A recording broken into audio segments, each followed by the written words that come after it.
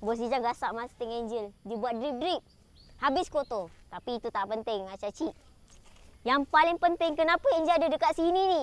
Inilah Angel nak bagi tahu dekat korang semua. Kepada geng-geng lama yang dah jadi geng Bos Ijan sejak tahun 2020. Dengar baik-baik. Okey? Ni rumah jati Bos Ijan yang besar tu dah nak siap.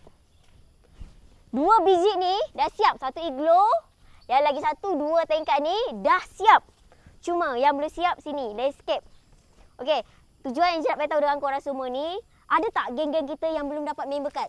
Sebab member card ni baru je kita keluarkan dan alhamdulillah ramai sekali yang dah dapat member card. Cuma geng lama Bos Ijan yang mana belum dapat member card, boleh datang terus kat gudang Bos Ijan, jumpa sekali kita, tunjuk resit. Geng, claim terus. Sebab apa? Korang tahu tak?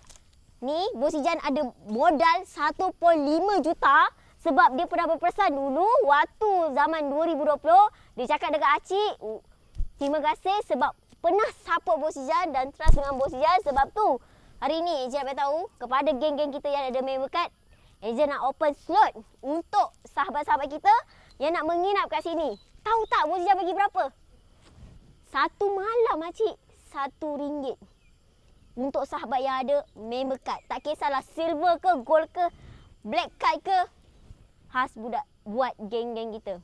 Lagi satu, dia bukan untuk tidur je tau.